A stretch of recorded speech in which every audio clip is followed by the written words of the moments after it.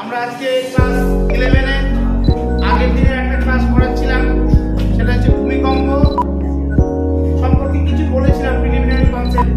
তাই ভূমিকম্পের বেশ কিছু জায়গা আমার এখনো বোঝানো বাকি। আজকে সেই ক্লাসের কন্টিনিউশন হিসেবে ভূমিকম্পের পরবর্তী অংশটা আমি একটু তোমাদেরকে বোঝাবো বা বোঝানোর চেষ্টা করব। আমার এই ক্লাসে আজকে যে স্টুডেন্টরা আছে সেই আমার 11 স্টুডেন্ট। আমি আমার স্টুডেন্টদেরকে প্রথম দেখাবো, কারণ ওদের দেখালে ওদের ভালো লাগে। আমার স্টুডেন্টরা ক্লাস 11 বি সেকশন, প্রত্যেকটা স্টুডেন্ট বসে আছে, ক্লাস করবে তারা এবং আগের দিনের পড়ার কিছু জিনিসপত্র তারা বলার চেষ্টা করবে। ক্লাস 11 এ সেকশন ছেলেদের সংখ্যা একটু কম, আজকে একটু কম এসেছে। যাই হোক, আমরা যে ক্লাসটা করছি সেটা হচ্ছে ভূমিকম্প সম্পর্কে বিশেষ কিছু আরো যে তথ্য, সেই তথ্য। আমি একদিন ভূমিকম্প বলেছি, তোমরা বুঝতে পেরেছো নিশ্চয়ই। আমরা ভূমিকম্পের এই মডেলটা কোথায় ভূমিকম্পের ছিলাম, সেটা ভূমিকম্প কেন হয় সেই জায়গাটা আমরা বুঝতে পেরেছি। তবু আমি ইনিশিয়ালি আরেকবার বলে দিই, কারণ দেখা যাচ্ছে এই ভিডিওটা কেউ একদিন দেখলো, সে তখন কনসেপ্ট বুঝতে পারবে না যে ভূমিকম্প হচ্ছে কি। আমরা পৃথিবী পৃষ্ঠে বসবাস করি, এই বসবাস করা মানুষজন যারা আমরা বসবাস করছি, অর্থাৎ যেটাকে আমরা বলি ল্যান্ড সারফেস, এই সারফেসে বসবাস করার সঙ্গে সঙ্গে আমাদের মাঝে মাঝেই পৃথিবীর অংশটা কেঁপে ওঠে, যাকে আমরা খুব সাধারণভাবে ভূমিকম্প বলে থাকি। এই ভূমিকম্পের কনসেপ্টটা যে কেঁপে ওঠে বা কেঁপে ওঠার কারণ, সেই কারণটা আমি আগের দিন বলেছিলাম। আমি শুধু জাস্ট আজকে আরেকবার দেখাবো। এটা হচ্ছে একদম বাইরের অংশ, এটাকে বলে আর্থ ক্রাস্ট। এই অংশটাকে আমরা বলি প্লেট। এই প্লেটগুলো মুভমেন্ট করে তার উপর থেকে, সেটা আমি বলেছিলাম তোমাদেরকে। সেটা হচ্ছে এগুলো সব পরপর বিভিন্ন স্তর। সেটা হচ্ছে আমরা বলি ভূমণ্ডলের বলে অ্যাস্ট্রোস্ফিয়ার। এই অ্যাস্ট্রোস্ফিয়ারের সৃষ্টি পরিচালন স্রোত, যে পরিচালন স্রোত আমাদের প্লেটগুলোকে মুভমেন্ট করতে সাহায্য করে এবং প্লেটের চলনের কারণে ভূমিকম্প হয় বলে আমরা জানি। এখনো পর্যন্ত বিজ্ঞানীরা যেটুকু আবিষ্কার করেছেন সেটুকুই আমরা শিখেছি বা বুঝেছি যে প্লেটের তিনটে চলন, অভিসারী, অতিসারী এবং নিরপেক্ষ। এই তিনটে চলনের ফলে সাধারণত ভূমিকম্প হয়। তবে মূলত অভিসারী পাতের চলন, অর্থাৎ একটা পাতের সঙ্গে আরেকটা পাতের ধাক্কা, ভূমিকম্প সৃষ্টির প্রধান কারণ হিসেবে আমরা বুঝতে পেরেছি। ওটা হচ্ছে মেজর কারণ। তাহলে এই অংশকে আপাতত রাখছি। এবার আমি আজকে তোমাদেরকে বলবো যে ভূমিকম্পের যে যখন সৃষ্টি হয় তখন দুটো টার্ম আমরা খুব জেনেছি। সেটা হচ্ছে ভূমিকম্পের দুটো জিনিস আছে, একটা হচ্ছে কেন্দ্র আর আরেকটা হচ্ছে কি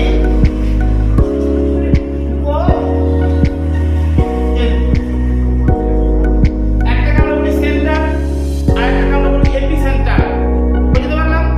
সেন্টার মিন্স যে অংশে ভূমিকম্পটা সৃষ্টি হয়, ভূমিকম্প সৃষ্টি বা ভূমিকম্পের উৎপত্তির প্রধান স্থানকে আমরা বলি ভূমিকম্পের কেন্দ্র। আর ভূমিকম্পের উপকেন্দ্র কি? ভূমিকম্প কেন্দ্রের ঠিক সোজাসুজি উপরের স্থানকে আমরা বলি ভূমিকম্পের উপকেন্দ্র। আমি একটা ছবি আঁকবো বলে ছবিটার মাধ্যমে দেখানোর চেষ্টা করব কেন্দ্র এবং উপকেন্দ্রের অবস্থান। এটাকে যদি আমরা ভূপৃষ্ঠ হিসেবে কল্পনা করি তাহলে আমরা দেখতে পাচ্ছি যে ভূপৃষ্ঠের অনেকটা নিচে ঠিক এই জায়গাতে আমি একটা স্টার চিহ্ন দিয়েছি, তাই তো? নিচে আমরা সবাই দেখতে পাচ্ছি। আমি একটা নাম দিই এ, এর ঠিক উপরের স্থান এখানে আরেকটা স্টার দিয়েছি, এটার নাম দিলাম আমি বি। তাহলে এটা যদি আর্থ সারফেস হয়, ভূপৃষ্ঠের অনেকটা নিচে সৃষ্টি হলো যে স্থান, তাকে আমরা বলছি জেনারেলি বুঝতে পেরেছি আমি। আর কেন্দ্র ঠিক সোজাসুজি করে তোমরা বুঝতে পারছো, এই স্থানটাকে বলি ভূমিকম্প কেন্দ্র। কেন্দ্রকে বলি সেন্টার আর উপকেন্দ্রকে বলি এপিসেন্টার।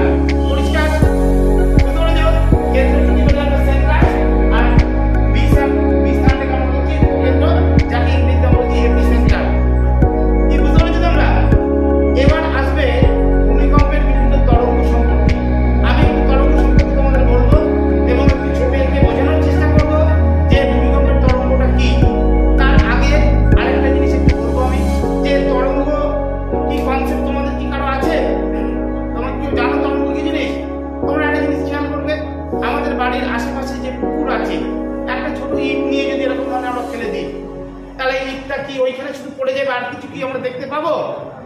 কি পাবো দেখতে? ঢেউয়ের মধ্যে চারদিকে ঘুরে যাচ্ছে। দিস ইজ কল্ড ওয়েভ, যাকে আমরা বলি তরঙ্গ। ভূমিকম্পে যেখানে সৃষ্টি হচ্ছে ভূমিকম্পের কেন্দ্র, এই কেন্দ্রস্থল থেকে তরঙ্গের সৃষ্টি হয়, অর্থাৎ তরঙ্গের মাধ্যমে ভূমিকম্পের বহিঃপ্রকাশ হয়। ভূমিকম্পটা ঘটে গেল, তোমরা দেখবে দুটো গাড়ির সঙ্গে ধাক্কা লাগলো, তার বহিঃপ্রকাশ কি? যে দুটো গাড়ি ফ্র্যাকচার হলো, যে দুটো ড্রাইভার ছিলেন কারো হাত ভাঙলো, পা ভাঙলো, মারাত্মকভাবে ইনজিওর হলো, এটা তার বহিঃপ্রকাশ। আর ভূমিকম্পটা ঘটে যাওয়ার পর যে তরঙ্গগুলো সৃষ্টি হলো, সেই তরঙ্গগুলোর মধ্যে দিয়ে আমরা আরো বিভিন্ন পরবর্তী বিভিন্ন স্টেপগুলো দেখতে পাই, যে ভূমিকম্পের তরঙ্গকে আমরা দুটো ভাগে ভাগ করি। এবার তরঙ্গ ব্যাপারটা একটু আসছে, কটা ভাগে ভাগ করছি আমরা?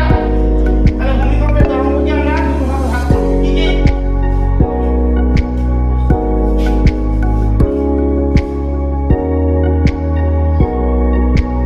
তরঙ্গকে আমরা দুটো ভাগে ভাগ করছি।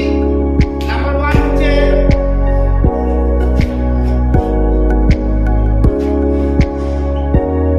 একটা দেহ তরঙ্গ, আর একটা কি বলি আমরা? পৃষ্ঠ তরঙ্গ। দেখো তোমরা দেখতে পাচ্ছ সবাই, এটাকে আমরা বলছি দেহ তরঙ্গ, আর এটাকে আমরা কি বলছি? পৃষ্ঠ তরঙ্গ। দেহ তরঙ্গকে আমরা ইংরেজিতে বলি বডি ওয়েভ। কি বলি? Body wave. আর পৃষ্ঠ তরঙ্গকে আমরা ইংরেজিতে বলি সারফেস ওয়েভ। বুঝতে পেরেছি? তাহলে দুটো জিনিস, একটা দেহ আর একটা পৃষ্ঠ। এই বডি ওয়েভ যেটা দেহ তরঙ্গ, তার আবার দুটো ভাগ আছে। কটা ভাগ? নাম্বার 1 পি আর number 2 S. P for primary, S for secondary. বুঝতে পেরেছি? তাহলে দেহ তরঙ্গের কটা ভাগ? কি কি? পৃষ্ঠ তরঙ্গকে আমরা একটা ভাগে ভাগ করি, সেটা হচ্ছে L। কি ভাগ? L। L for লব তরঙ্গ, তাই তো? L for লব তরঙ্গ। তাহলে P for primary, S for secondary, R L for লব তরঙ্গ। তাহলে এটা হচ্ছে ভূমিকম্পের তরঙ্গের একটা রূপরেখা ভাগ। এবার আমি প্রত্যেকটা তরঙ্গ সম্পর্কে তোমাদের ছোট ছোট করে বোঝাবো। নাম্বার 1 পি তরঙ্গ, এই তরঙ্গের আরেকটা নাম প্রাইমারি ওয়েভ। এটাকে বলা হয় প্রাথমিক তরঙ্গ। তোমরা নিশ্চয়ই ছোটবেলা থেকে যখন পড়াশোনা করেছো, আগে প্রাইমারি স্কুলে পড়েছো কি, তাই তো? তারপরে হাই স্কুল, তারপরে কলেজ, কলেজের পর বিশ্ববিদ্যালয়। তাহলে কি আমরা স্টেপ বাই স্টেপ উপরে দিকে ভূমিকম্পের ক্ষেত্রে আমরা প্রথম যে তরঙ্গটা পাচ্ছি সিস্টেম পি বা প্রাইমারি ওয়েভ। এই প্রাইমারি ওয়েভকে আমরা বলি সব দিকে মুভমেন্ট করতে পারে। অর্থাৎ পি তরঙ্গ যখন ভূমিকম্পের কেন্দ্রে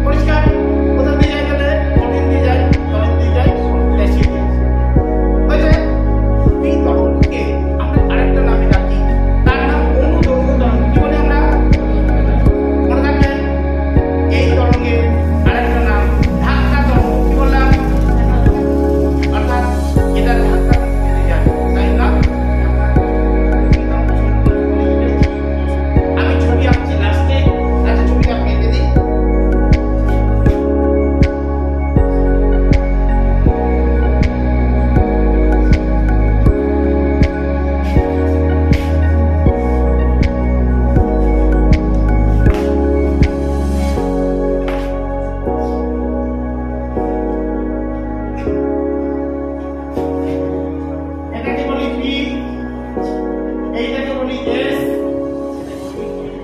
আমি ছবিটা আঁকতে পারলাম, তোমরা বুঝতে পারছো? পি, এস এবং এল। পি তরঙ্গ সম্পর্কে আমি বলে দিয়েছি। এই তরঙ্গ সম্পর্কে তাহলে ভূমিকম্পের পি তরঙ্গ সৃষ্টি পরবর্তী তরঙ্গটা হচ্ছে এস তরঙ্গ। এর বৈশিষ্ট্য কি? এর গতিবেগ কি করে মনে রাখবো স্যার? দেখবে ছোট ছোট বাচ্চারা বাড়িতে টর্নেডো সৃষ্টি করে ফেলে, বলে না? যদি 1 বছর 2 বছরের কোনো বাচ্চাকে তার বাড়িতে বসিয়ে দেওয়া হয় কোনো খেলনা দিয়ে, সে যা যা জিনিস পাবে সব ভেঙে চুরে আসতে পারে, তাই তো? পি ফর প্রাইমারি, ছোট ছোট বাচ্চার ক্ষেত্রে মনে রাখবো যে নানা রকমের ডিস্ট্রাকশন ঘটে, মানে বিভিন্ন রকমের সমস্যা থাকে। এস তোমরা যেমন একটু বড় হয়েছে নিশ্চয়ই তোমরা ছোটবেলার মতো করো না? এস তরঙ্গ গতিবেগটা হচ্ছে একটু কম, প্রতি সেকেন্ডে 5 কিলোমিটার। আর এস তরঙ্গ কি? পি তরঙ্গ যেমন কঠিন তরল গ্যাস সব মাধ্যমের মধ্যে দিয়ে যেতে পারবে। আর ছোট বাচ্চা সে কিন্তু এসব ভাববে না, সে জল পেলে জলের উপর দিয়ে চলে যাচ্ছে, দেখবা জলের মধ্যে লাফ মারবে। আর তোমরা যখন ম্যাচিওর হয়েছে জলের মধ্যে যদি পড়ে যায়, জলের মধ্যে যদি ডুবে যায়, এস তরঙ্গ কি করছে? এস তরঙ্গ যেহেতু পি তরঙ্গের পরে সৃষ্টি হয়, এই তরঙ্গটা মেনলি কঠিন মাধ্যমের মধ্যে দিয়ে মুভ করে, হ্যালো? আর এস তরঙ্গকে আমরা বলি অনুপ্রস্থ তরঙ্গ। কি বললাম? অনুদৈর্ঘ্য কাকে বলেছিলাম? অনুপ্রস্থ কি হলো? কার মধ্যে দিয়ে মুভ করে? কার পরে সৃষ্টি হয়? কত গতিবেগ? ভেরি গুড, দারুণ রেসপন্স, ভালো লাগছে। এর তোমাদের ক্লাস করতে ভালো লাগে। নেক্সট পিএস হয়ে গেল, এবার আসলো এল। এটি আমাদের লব তরঙ্গ। এটা হচ্ছে সারফেস ওয়েভ। সারফেস মানে এটা পৃষ্ঠদেশ সিস্টেম। পৃষ্ঠদেশ মানে এই যে আমি দেখাচ্ছিলাম আগের দিন, দিস ইজ সারফেস এরিয়া। এই সারফেস এরিয়া এর মুভমেন্ট মনে রাখবো। এর গতিবেগ কিন্তু খুব বেশি নয়, সেকেন্ডে মোটামুটি 5 কিলোমিটার। কিন্তু স্যার এই মারাত্মক একটা ঘটনা কি? এর গতিবেগ কম, সেকেন্ডে 5 কিলোমিটার, আর এই শুধুমাত্র কঠিন মাধ্যমের মধ্যে দিয়ে মুভ করে। কিন্তু স্যার এর তরঙ্গটা সব থেকে বেশি ধ্বংসাত্মক।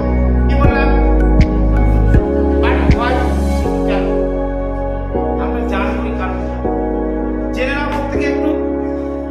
এর তরঙ্গ যেহেতু পৃষ্ঠ তরঙ্গ, সারফেস ওয়েভ, তাই সারফেস ওয়েভটা জেনারেলি কি হয়? পৃষ্ঠদেশ দিয়ে মুভ করে।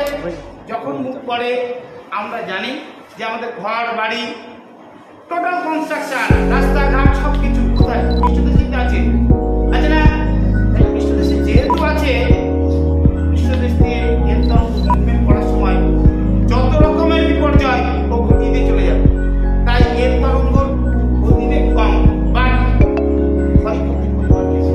মাথায় থাকবে? তাহলে কিন্তু পি তরঙ্গ কিন্তু ক্ষয়ক্ষতি বেশি করে না, ওর গতিবেগ বেশি, কিন্তু এর তরঙ্গ কি করলো?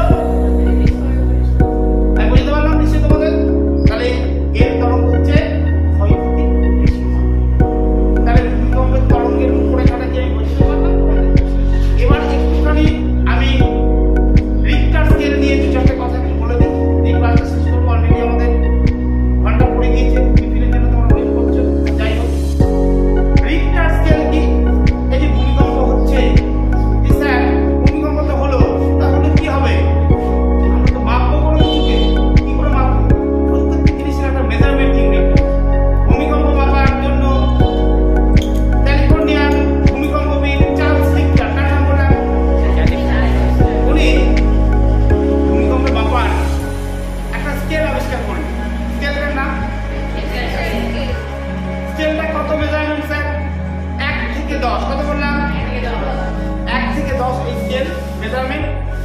ওই 1 থেকে 10 ওই মাপটা দিয়ে উনি কি করলেন? আমি জাস্ট একটা ছবি আঁকবো।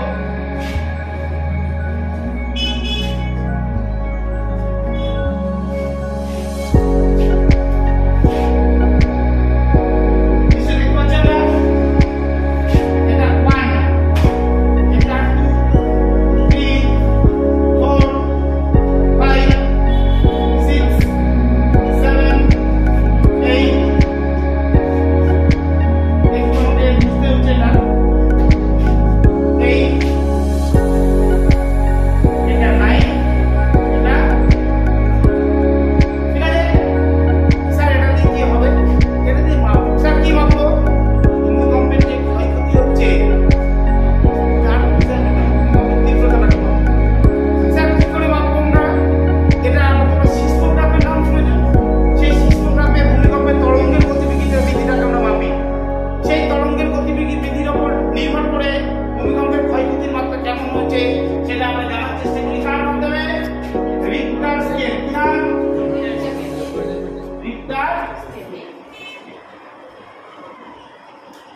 কে আবিষ্কার করেছে?